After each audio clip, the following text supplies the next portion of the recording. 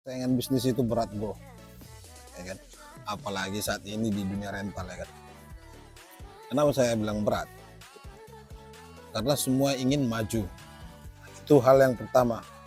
Semua ingin maju. Yang kedua, semua punya beban dalam hidup ini. Apalagi dalam bisnis rental. Apa bebannya? Satu kredit.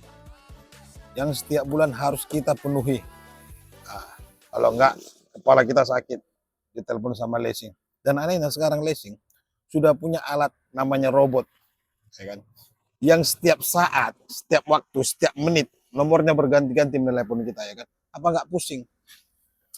Jadi kalau saya sendiri merasa, ya kan, bisnis rental itu atau bernamanya bisnis, emang bisa dibilang tidak ada teman, ya kan?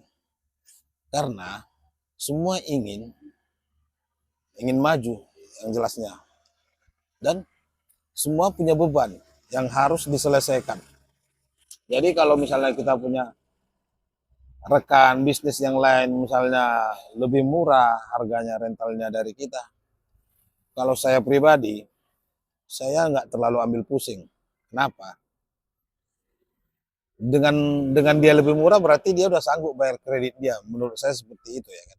Nah, jadi kalau misalnya ada yang bilang menjatuhkan harga, ya kan, lompat pagar segala macam bla bla bla, saya nggak terlalu pusing lah mikirkan itu, karena memang dunia bisnis ini berat, kasar, kejam. Jadi mental yang harus diasah, kedewasaan yang paling utama yang harus kita asah dalam bisnis ini.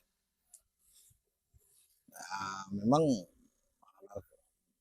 seperti itulah, banyak yang bilang gimana ya, si Anu itu murah merentalkan mobil, si Anu itu begini begini begono begana begini, ya pusing mikirkan itu bro.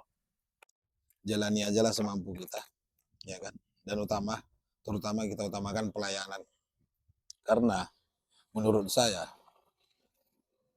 harga yang paling murah akan dikalahkan oleh pelayanan. Intinya kita menjual diri kita dulu, personal branding kita sebelum menjual unit kita ke konsumen kita. Apa yang membuat konsumen kita itu akan menelepon kita lagi, itu yang harus kita pelajari kalau menurut saya, ya. Ya.